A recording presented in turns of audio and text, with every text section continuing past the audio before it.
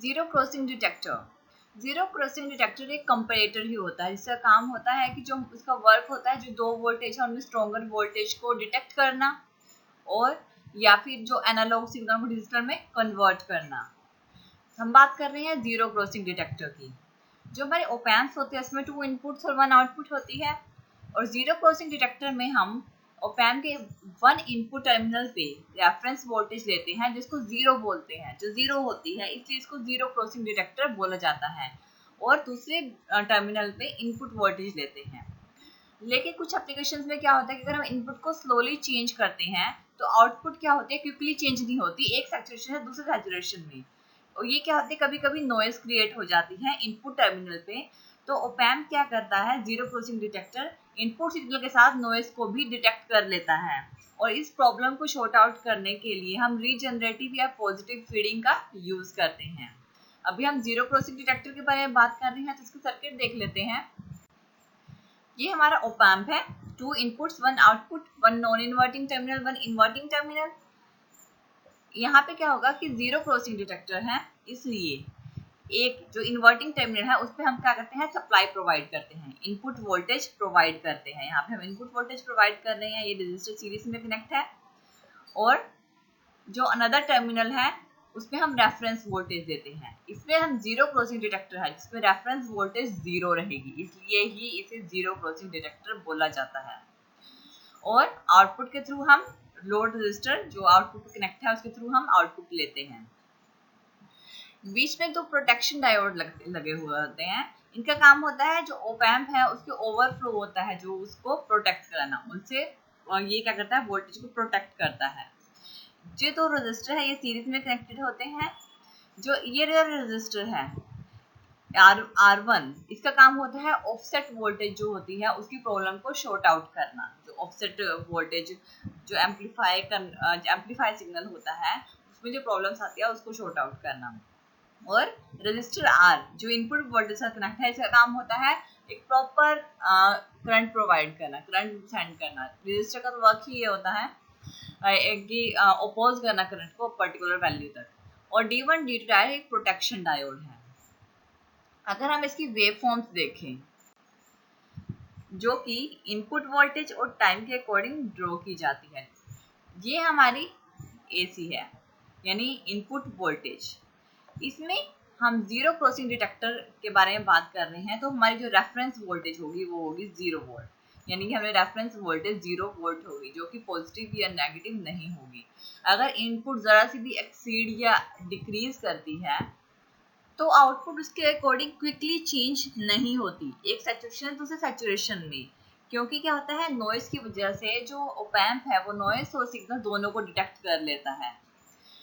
इसमें ये हमारी पीक वोल्टेज है जो कि पॉजिटिव पीक वोल्टेज और नेगेटिव पीक वोल्टेज को शो कर रही है।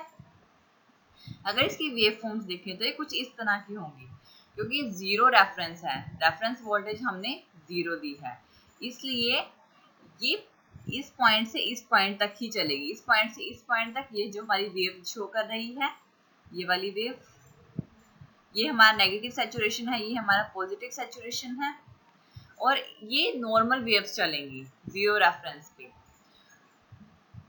जो कि हमारी आउटपुट शो करेगी।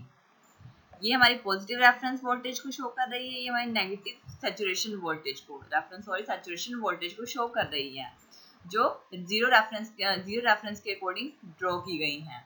अगर इनपुट में चेंज आता है तो आउटपुट में क्विकली चेंज नहीं आता। जैसे कि हमने कहा है कि इसमें क्या होता है, नॉइज प्रॉब्लम क्रिएट हो जाती है कभी कभी।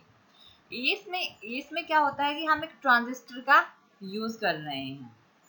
ये क्या करेगा, ये 8 पिन डिप स्विच का यूज करते हैं। इसमें एक आईसी यूज की जाती है जो कि है IC311 जो कि 8 पिन DIP यूनिट है, DIP स्विच को शो कर रही है। ये 8 पिन्स हैं टोटल इसके। इसमें क्या होता है कि अगर ये देखिए इसके पिन्स शो किए गए हैं, ये 1 2 3 4 5 6 7 8 और 8 और 4th पिन में वोल्टेज सप्लाई है +10 वोल्ट और -10 वोल्ट। जीरो क्रॉसिंग डिटेक्टर में हम रेफरेंस 0 वोल्ट रखते हैं। अगर कंडीशन आ जाए कि अगर हमारी रेफरेंस वोल्टेज 0 वोल्टेज से ज़्यादा हो जाए यानी कि पॉजिटिव हो जाए, उस कंडीशन में क्या होगा कि जो हमारा सिग्नल है, आउटपुट ट्रांजिस्टर है, ये जो ट्रांजिस्टर है ये ऑन कंडीशन में आ जाएगा अगर 0 से ज़्यादा हो जाए, पॉजिटिव में चला जाए। और जो हमारी आउटपुट आएगी वो क्या आएगी, -10 वोल्ट यानी कि नेगेटिव में आएगी, आउटपुट लो चली जाएगी।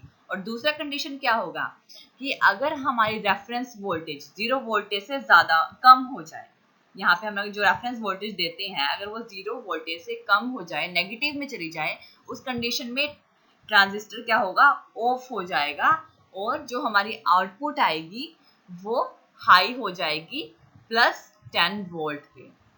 ये ऑपोजिट वर्क करता है। अगर हम सिंपल वर्ड्स में बोलें तो हम ये कह सकते हैं कि अगर इनपुट पॉजिटिव रहेगी तो आउटपुट लो लेवल पे रहेगा, और अगर इनपुट नेगेटिव रहेगी तो आउटपुट हाई लेवल पे रहेगा। जैसे कि वेव फॉर्म्स में शो किया गया था, जब पॉजिटिव पीक आ रही थी तो हमारी जो इन आउटपुट थी वो लो लेवल की थी।